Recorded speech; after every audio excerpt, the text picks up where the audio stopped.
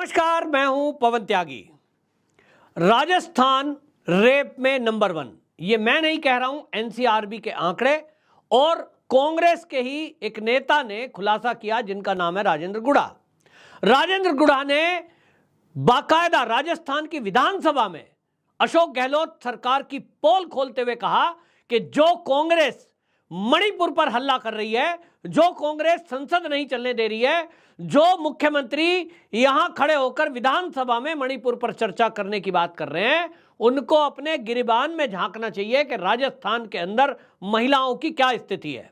महिलाओं छोड़िए, छोटी छोटी बच्चियों के साथ बलात्कार हो रहा है, बच्चियों के साथ बलात्कार करके उनकी हत्याएं की जा रही हैं।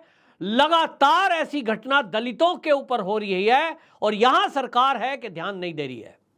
अब उन्हीं राजेंद्र गुढ़ा ने एक और भयंकर खुलासा कर दिया जिससे पूरी कांग्रेस में खलबली मच गई है और यह खलबली दिल्ली तक मची हुई है, क्योंकि सूत्रों की माने तो अगर यह खुलासा होता है तो इसमें दिल्ली का आला कमान भी फंस सकता है, ऐसा कहा जा रहा है। क्योंकि जिक्र हो रहा है एक लाल डायरी का और राजेंद्र गुढ़ा ने यह कहकर चौंका दिया है मीडिया में कि मुझे इन्होंने मंत्रिमंडल से बर्खास्त केवल इसलिए कर दिया क्योंकि मैंने महिलाओं की जो यहां इज्जत लुट रही है, जो लगातार बलात्कार बढ़ रहे हैं, इस पर चर्चा करने को कहा, अपनी गिरबान में झांकने को कहा। जो एक सच्चाई है कि राजस्थान के अंदर महिलाओं की सुरक्षा के लिए यह सरकार फेल है, लॉ एंड ऑर्डर में यह सरकार फेल है, भ्रष्टाचार को रोकने में फेल है।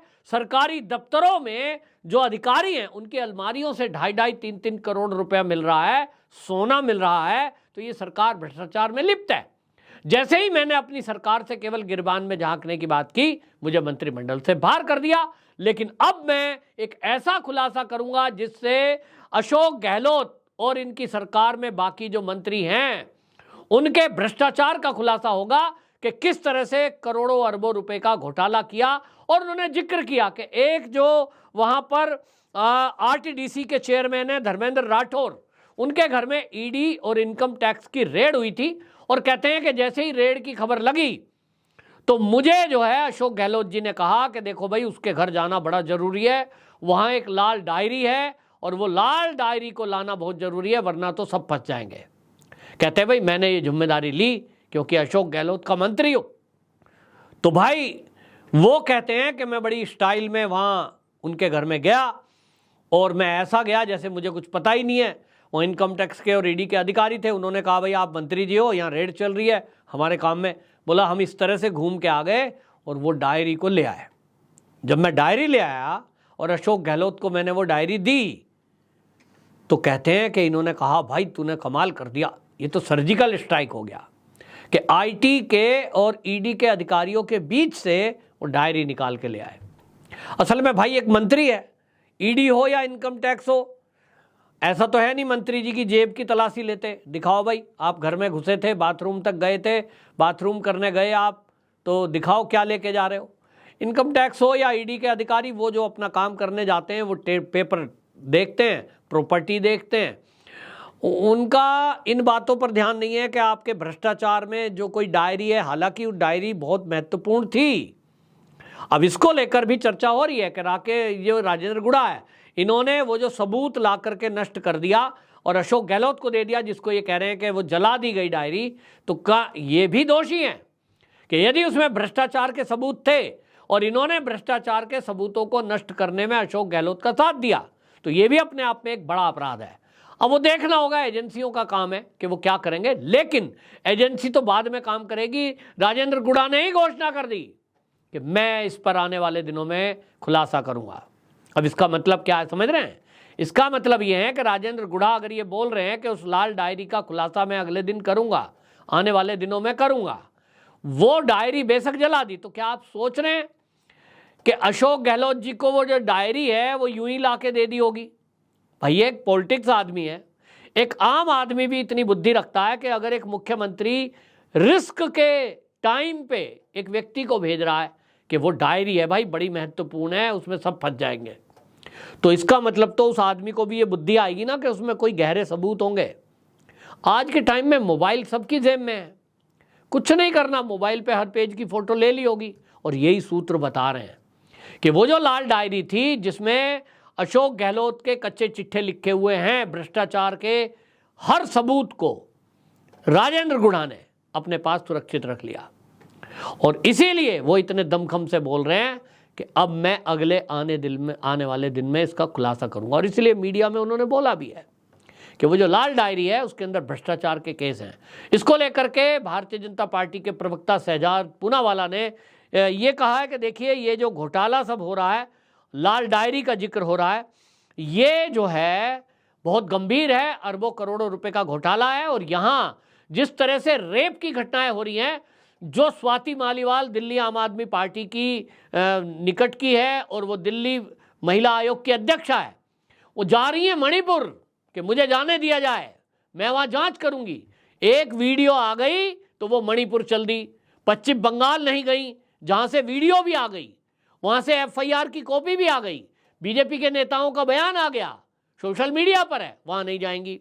राजस्थान में जहाँ हर साल भारत में जितने राज्य हैं उसमें जो रेप होते हैं वो भारत में सबसे ज़्यादा राजस्थान में है। NCRB के आंकड़े हैं साहब, बीजेपी के आंकड़े नहीं हैं, NCRB के आंकड़े हैं। और उस NCRB के आंकड़ों के तहत ही वहाँ कांग्रेस के महिला जो विधायक हैं वो भी अपनी सरकार पर सवाल उठा रही हैं कि साहब महिलाओं की सुरक्षा राजस्थान में है नहीं।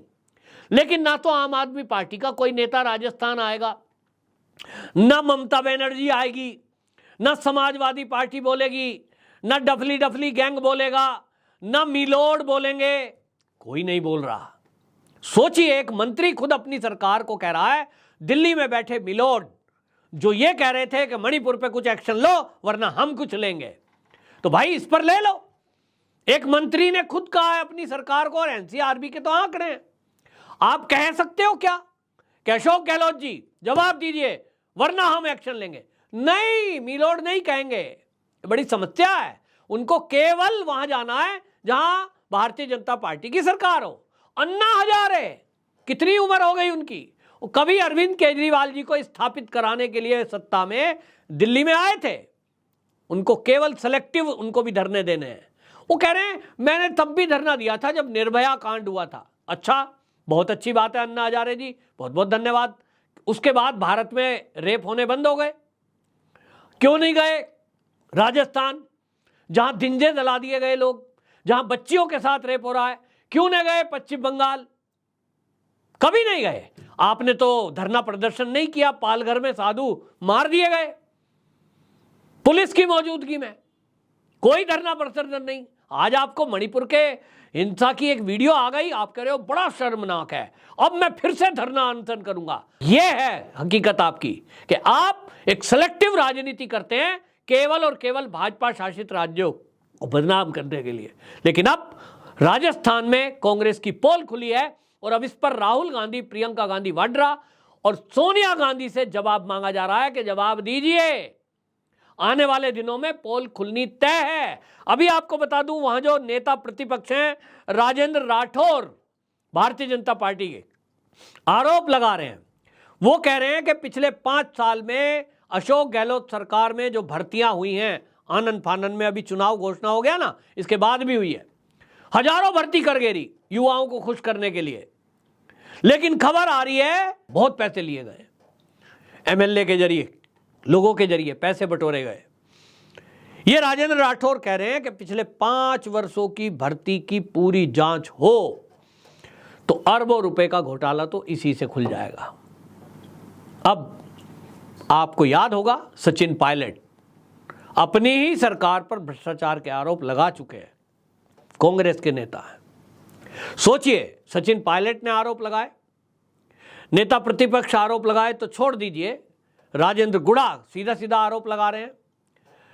कांग्रेस की महिला जो विधायक हैं वो आरोप लगा रही हैं कि महिला सुरक्षा फेल है, लेकिन सब मौन है, किसी को कोई दिक्कत नहीं है, क्योंकि सरकार कांग्रेस की है।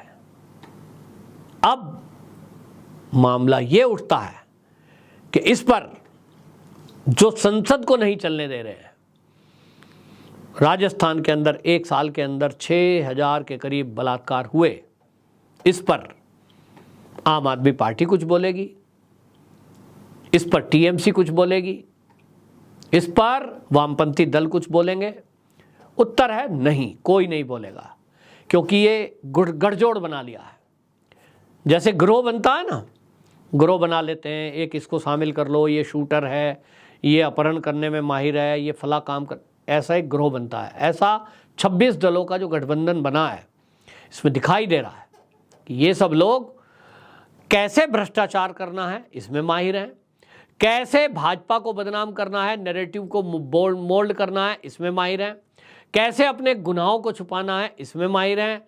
और अब तो ये भी पता लग गया कि ये कैसे आईटी की रेड पड़ रही हो या ईडी की रेड पड़ रही हो, सबूतों को कैसे गायब किया जाए इसमें भी माहिर हैं। तो ये हर उस काम में माहिर हैं, और माहिर हैं नैरेटिव बिल्ड करने में कि गलती भी करेंगे और गलती करने के बाद ये विक्टिम कार्ड भी खेलेंगे।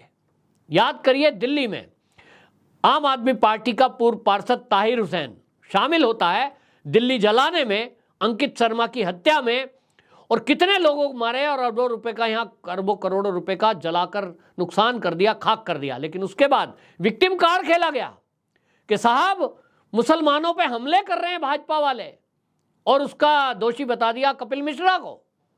नैरेटिव बिल्ड करने में माहिर हैं। यही मणिपुर में हो रहा है कि वहां मैतेई समाज की महिलाओं के साथ बड़ी संख्या में रेप हुए, उनके घर जला दिए, हत्या हुई, और एक वीडियो लाकर पूरा नैरेटिव चेंज कर दिया। देखो भाई, ये तो मैतेई वाले महिलाओं को नंगा घुमाकर रेप कर रहे हैं। वो जो लगभग 1000 मैतेई महिलाओं के साथ रेप हुए हैं, उसका वीडियो नहीं है, तो क्या वो रेप नहीं हुए, वो दर्द नहीं हुआ? सवाल है।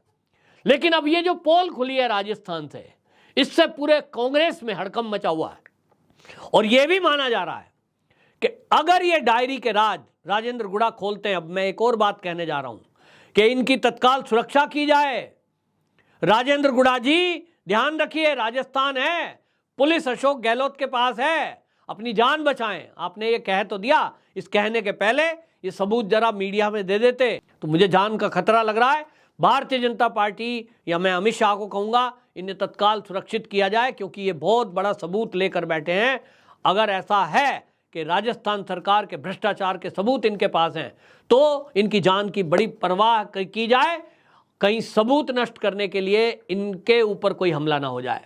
और अब अगर ये सच बोल रहे हैं तो समझ लीजिए अशोक गहलोत सरकार तो जाएगी ही, लेकिन इसमें कई बड़े नेताओं का हाथ सामने आ सकता है। आपकी क्या राय है? कमेंट बॉक्स में जरूर बताएं। वंदे मातरम।